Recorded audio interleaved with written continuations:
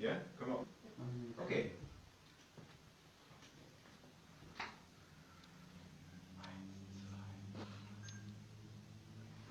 Okay, so thank you very much for coming here. Thanks for us to be able to talk to you. And if you could first maybe introduce yourself and your organization, if that's possible.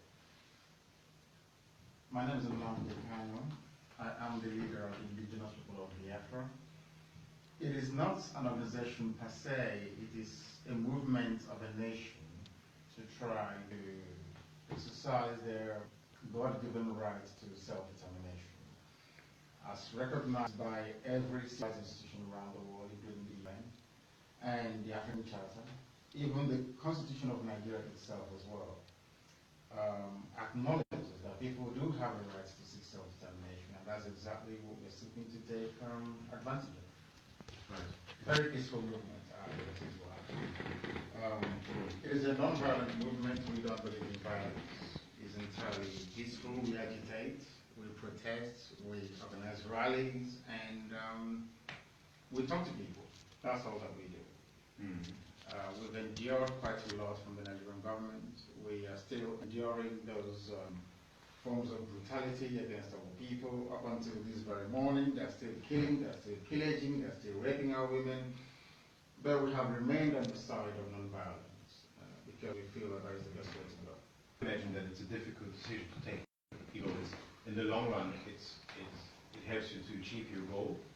But I could understand if some people say, no, we have to suffer so much. We have the right to fight back. It's very, very frustrating.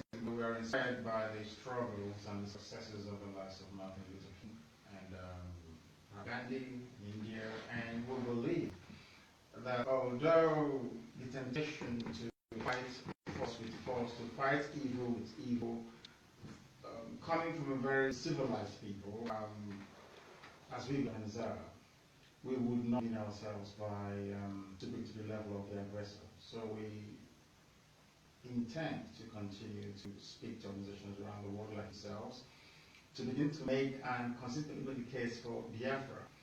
We are not against anybody. We are not out to emasculate any public interest. We are to try and do something that hasn't been done before. All we're trying to say is that the way that Nigeria, as a microcosm of what Africa has to represent, is structured, there is no way you can possibly extract any meaningful human existence from the present arrangement we have in Nigeria and by implication across Africa as a whole. So the best way for us to go is to try to return to how we were before the artificial colonial borders were thrown up. Exactly what Germany fought here in late 80s towards the 90s. As I've argued on a few occasions, the coming down of the Berlin Wall is one version of self-determination. The clash of ideologies between socialism and capitalism made it impossible for the great German people to be together as a nation. I want Germans to also understand that that is exactly what is happening to us in Africa today, and especially in Nigeria. What we are having is our own version of the Berlin Wall. And the best way to try and get rid of that is by allowing reason, logic, and common sense to prevail, and not by going to war. And we don't intend to go to war. What are the means that the Nigerian governments, successive governments, have used in order to suppress human rights for Biafrans, self-determination for Biafrans? A comprehensive and wholesale economic, social, and political emasculation of our people. It may surprise you to know that Biafra is in the main a coastal region, a coastal nation. Prior to the war, we had about 3 functioning viable seaports. I just want to place our suffering down so that another person can understand it. We are not agitating for Biafra for the sake of it. We are doing it because the political, economic, and social arrangement we unfortunately found ourselves in within Nigeria is workable for us. Port Harcourt Seaport is not working. Calabar Seaport is not working. Warri Seaport is not working. Now there is huge congestion at the Apapa Wharf in Lagos. instead of the Nigerian government to open Warri Seaport, Port Seaport and Calabar Seaport, they've now decided to build two brand new additional seaports in Lagos rather than open the ones in Biafra. You may also be aware of the fact in the recently concluded elections that Biafrans were prevented from voting in Lagos, in Abuja, and in Kanu. These are well documented by the observers that were sent by the European Union. There has been no notice of admonition. Nigerian governments have not been called or held to account as to why citizens of a particular country supposedly were not allowed to vote. I'll give you a simple example, again in Germany. You have a lot of people who are German citizens, but that have Turkish either parents or grandparents that descended from the Turkish migrants into Germany after the Second World War. It is tantamount to saying to them that you will not vote in Bavaria, you will not vote in, say, in Hamburg, you will not vote in Cologne because you are Turkish. Do you see such a thing happening in Germany? But that is what is happening in Nigeria, and nobody is talking about it. When it comes to police brutality, military occupation, extortion, rape, killing, kidnapping, all forms of what I call official banditry by the security arms and Nigerian government, all things we encounter and witness on a daily basis. All we do is we catalog them, we forward them to the likes of the organization, to the UN, to the EU, and nothing happens. So the status quo that you have here are those supporting the status quo in Nigeria, which is the presence of the present political structure in Nigeria, will lead to the extinction of my people. Who benefits from structure? I think the colonial masters benefit from it. And also those whose interest is to ensure that Africa remains perpetually poor and subservient to powers that be around the world. You may also know that there is a great race in Africa right now, a new form, brand of colonialism, with the Chinese coming in and perhaps the Americans trying to stop them by engaging a few governments in Africa. I am not against economic investment in Africa. I'm not against the economic participation of powerful nations in Africa. In fact, I am a capitalist. I believe in laissez-faire economics. I want people to come to Africa to invest, to create jobs and opportunities for everyone. But there has to be a recognition that the arrangement that we, or as far as inherited after colonialism, is unworkable, has never worked, and will never ever work. That is why no single black African country is proud of its record. No single black country is developing in the rest of the world development. All of them are dependent on handouts from Europe, from America, from Paris. And there is a reason for that. The reason for that is that the matter of divergent value systems is the key problem that we have. Allow me to once again reference Germany. There is a debate within the EU to allow Turkey to become a part of the EU. They've been applying for years and lobbying to become part of the EU. Although they are part of the UEFA, you have Galatasaray, you have all the great football clubs from Turkey playing in the European or UEFA Champions League. But yet Turkey is a part of the EU, and there's a reason for that, a very valuable one. The reason being that the system, which is the way you understand as a group of people, the way you distill issues, the way you solve them, the way you resolve them, is who you are as a people. We all know it's called value system. The value system of an Islamic Turkish state cannot sync with what you have in Western Europe as encapsulated in the EU. In other words, to fit Turkey within the EU will lead to a lot of cultural clash and upheaval. So the thing to do is to allow Turkey to stay where it is and then remain friends with Europe. But if you are seeking similar union with, say, Canada or the USA, it will be far more easier to achieve. because they are all Judeo-Christians, they have democratic values, they believe in human rights, they believe in having an open society, they believe in the rule of law. This is what binds Europe together as presently constituted. Now, if you come to Nigeria, for instance, the northern part of Nigeria, they're mostly feudal Islamic emirates. In the west, the Yorubas, educated, sophisticated and obeying, they're more monarchical in their outlook.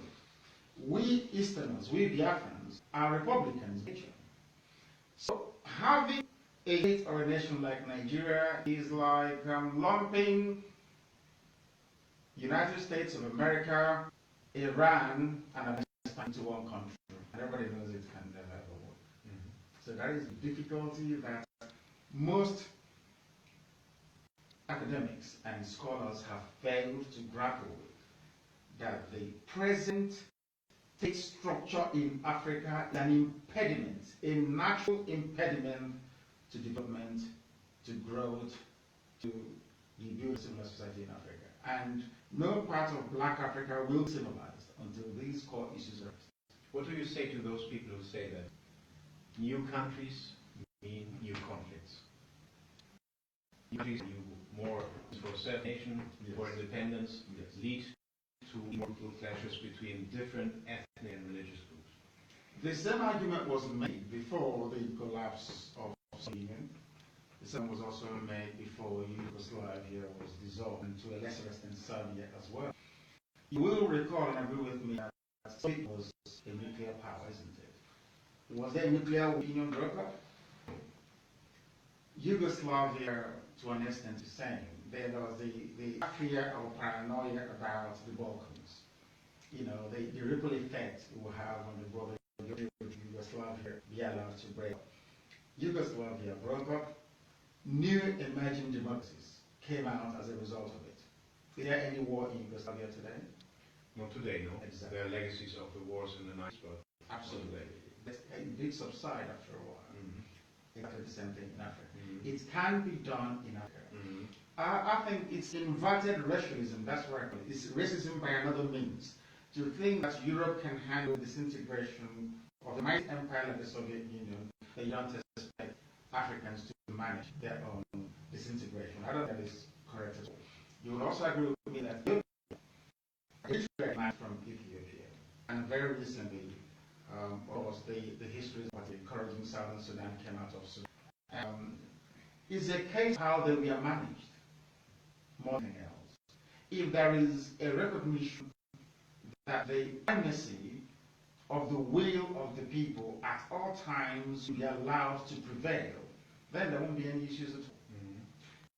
And let's assume that the Biafrans will become an independent state, will get their freedom after all. How do you envision the relations between a born Biafra and Nigeria? What's your vision for that? That would be the same relationship that you and England. After all, the United States of America fought for independence, conflict for that matter, and broke away from the British Empire. And today they call themselves cousins that live across the pond. Will happen with us before the British came to colonize us. And we will not be at war when Biafra is separate.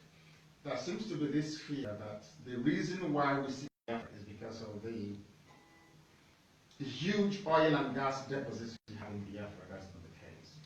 We just want to live like any other civilized, normal country around the world and come to Germany to seek asylum. We don't want to drown in the Mediterranean. We trek thousands of kilometers across the territory to die of dehydration. We don't want to be left as victims. We just want to live an ordinary, dignified life. You want to be the masters of your own fate? Absolutely, which any noble human being will aspire to have, I believe. Yes. Could you tell us something about your own personal history? You won in 1967. Yes. The Biafran War had already begun. Yes. Do you remember anything with your first years on Earth? Not actually, no. I don't know how it happened, but all I can recall was for those first 3 years, no, I can't recall anything at all. I know I was doting and loving parents. That's all I can recall, I can make of it. But it dawned on me when, about the age of 5, the Nigerian soldiers ransacked my village and destroyed the properties and took most of the men away because a young Fulani soldier molested one of our sisters and she retaliated. She spurned his advances and shoved him away, basically, and my village was up, and that was my first experience of what it means to be in Nigeria. The raiding of my village and the arrest and detention of our fathers and uncles and our brothers. Somebody went to rape my sister, and she said, my aunt actually, and she said no. So you can, and we have to live with that occupation for a very long time. But it seems to me that the more it went on, the more the world, like Biafra was one of those traumas that the world wanted to forget about. And that's what we get today. And until today there has not been any national reckoning, not any reckoning, kind of reckoning, any reckoning with regards to the Biafran war, the crimes that were committed. It's not being talked about in Nigeria. No. Because I believe that the powers that be around the world doesn't want to talk about it for reasons best known to them. People died, 3.5 million people, apart from the Jews of Europe, the second largest genocide in modern history. There was conscious effort to sweep the whole thing under the carpet, like it never happened. But for some reason, we may also ourselves be guilty of that because we did not do what we're now doing. Let's highlight so we ought to show part of the blame as well. Criticize young age. Yes. You told about the agreements you had when you were 5. Yes. Could you tell us about how you were politicized in subsequent years? In subsequent years, that very that I heard as a child stopped with me. And as time went on, we realized that Nigeria didn't want us to be there with them because they are slaves, perhaps. So people that can exploit, people who will be made to subservient to powers that be. But as time went on, it became harder. We paid school fees to go to school. Others don't pay school fees. Others did not pay school fees. There's something called the education advantage states in Nigeria, which means that if I score 200 out of a 400 to a school, I will not gain admission or entry to that very school. If somebody else from somewhere has only 3 out of 400, they will get a private place in a boarding school, a unit school, they call it. Our parents had to start from scratch at the war. We were only given £20 money per male, adult, child, regardless of how much you had in the bank before the war. Immediately after the war, that money was confiscated by the Nigerian state and only £20 given to you. That is why today you have us in the business of buying and selling rather than manufacturing and goods of goods and services. The discrimination is not subtle anymore, very potent and sustained, culminating only recently in the Nigerian government or those that are in charge of Nigeria telling us that we cannot vote in certain states, that an Igbo man, a Biafran, can no longer be the president of Nigeria. This is of the Nigerian state. It is not something that happened at a particular time. It is as an accumulation of a series of very distressing and disturbing developments within Nigeria that led some of us to say that enough is enough. and we're not going to stop until the rest assured. You told us that you free Biafra. Yes. It was 29 years ago when you went to London, or That's correct. even before? No, 29 years ago. Could you tell us about the circumstances of you having to flee? I fled Nigeria when I was released from prison, and they came to my house to kill me. The Nigerian state on the 14th of September 2017.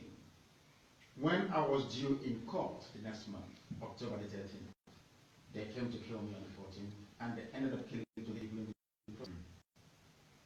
But of course, in any other world, there will be some kind of judicial review as to why somebody who was granted by a court should be acting with the sole intention of killing him. None of that happened in my case. What they wanted to do was to kill me, because they know the war has to do with Biafra. Nobody gives a toss about it. You can walk into Biafra today and kill 1 million people. I can assure you nothing will happen to you. So they came to my house. They became emboldened because they've killed Biafrans so many times that questions were not being asked. So they thought, we can go and kill him. And that nobody will ask questions. That's what happened. So I was basically bundled out of my house by my security men, but unfortunately 28 of them fell in the process. And I made my way to Israel. Okay, so what happened? They came to kill me. I didn't levy war against the state. Absolutely not. But because the Fulani ruling class in Nigeria, because they know that they have the backing of the Islamic world, and by extension Britain, they can do whatever thing they like to anybody, and nothing will come of it.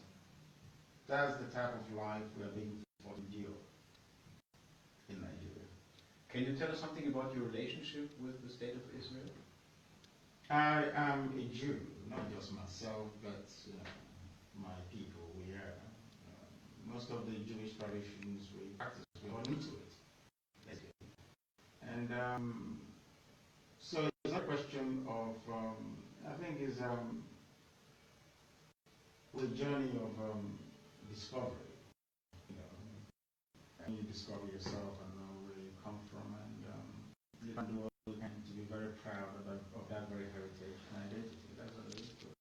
So we've been this way for centuries. This is how we were born, so, and make no apologies about that. I understand. And today, how does the Nigerian government portray this towards the people of the outside world? The outside world, I think, is a conspiracy to perhaps kill every Biafran on the face of the earth, erase Biafra as people, because Nigeria has a lot of money. They get a lot of crude oil and gas from my and they have well-refined lobbies around, including here in Germany. So when you case of Biafra, the foreign ministry will tell you is that, we are doing the best we can to make sure that Nigeria lives up to its obligations to respect human rights and to have value for the life of its citizens. That's all. We support the territoriality of Nigeria, and for that very reason, all we can do is to advise my government. The impunity continues. The policy of the EU, of great countries like Germany and Britain, is to encourage in Africa. And they close with that we don't want to destabilize West African region. Nigeria is the only power is has a great population. We don't want to disrupt or the outcasts. That's what they're saying. Which is needed. To hold Nigerian government to account just by complex taking or diplomatic maneuvering. All it requires is very simple. You either do this or here are the consequences of it.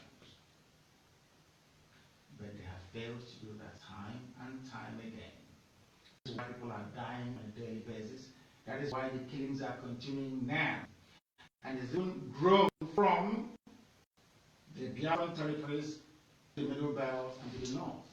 When they kill and nobody does anything about it, it emboldens them, and they kill even more. And as I'm speaking to you right now, if you go online and type in killings in Nigeria, you will see the ones that happened this very afternoon. All the world does is turn a blind eye. And if you ask them, they tell you because we don't want to upset the world. I want to actually know what they are defending. Because independent Biafra will do business with every right-thinking civil country around the world. If the idea is for the European world to say we want rights, we want goals to be achieved, drinking water, and education, and all the rest of it, the next way is you understand. Southeast Asia is developing today because of Japan. Europe is raised today because of the healthy competition with the likes of Germany and France, UK, and all the rest of it. Why wouldn't they allow Biafra to emerge? There is this conspiracy, perhaps from Biafra. You have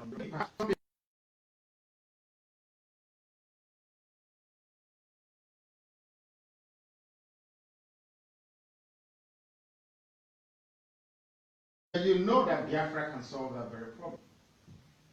But if you get into that, because those of the values in Africa want to maintain it, give them majority, they are playing God. You know, we are going to Africa, we created Nigeria, we created the Cameroons, Ghana.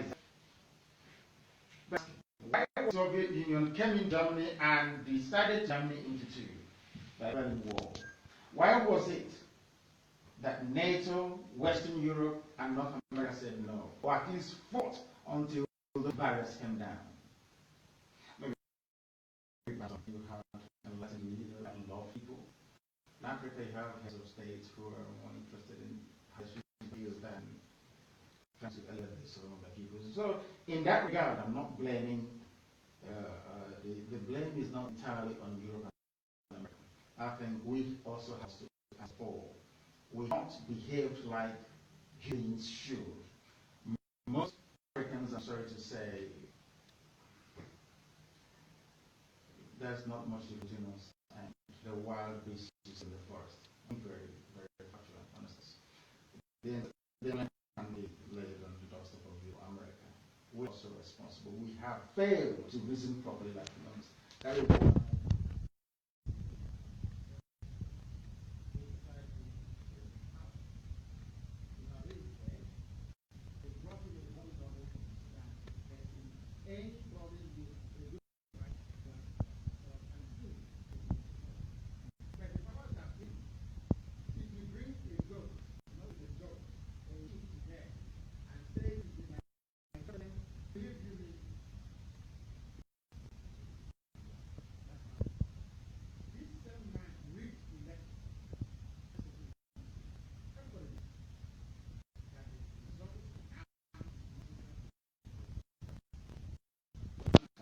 ask him how come you do the elections, all the bloodshed, people were killed, mowed down in polling stations. You saw them burn polling booths down, including the ballot papers. Have you heard of any national inquiry, any condemnation? Because these boys, they have oil and gas interests, not to destroy it. These monkeys can die all they like. We need our oil and gas. And that's exactly what dictates their reasoning. So your point would also be that societies in Western countries need to wake up and put more pressure on to change their tech towards Nigeria. Yes, in the idea of I think of this.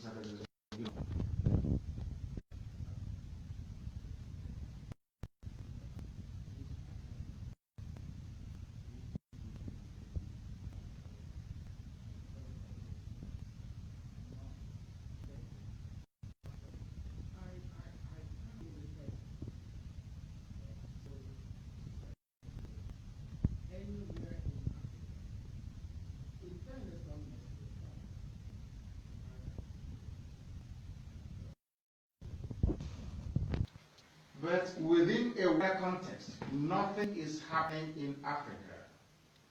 CNN will cover it, that will cover it, Sky News will cover it. You can watch Sky News from year to year. There will be no mention of anything in terms of human rights abuses happening in Africa on the platform. The same. When anything happens,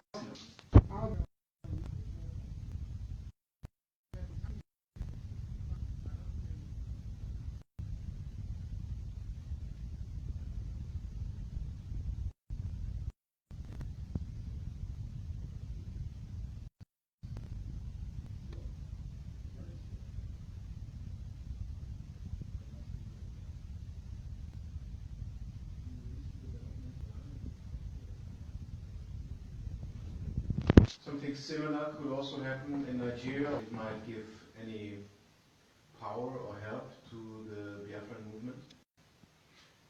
yes, but within the meaning, the true understanding of what a nation should be. Is it very ironic that when Southern Sudan was part of Sudan, this uprising never happened? It's only happening now because now you have a more homogeneous Islamic, Arabic in coloration population. They now have the rights to decide who governs. In Nigeria, if Nigeria were to divide into four, we can now hold accountable. But having this amorphous sort of congregation of diverse nationalities, all you need to do is to play on the ethnic card, the sense of your people. So you can be the worst dictator in the world, and nobody will remove you. Because you will say this and them. That's what happens in Africa.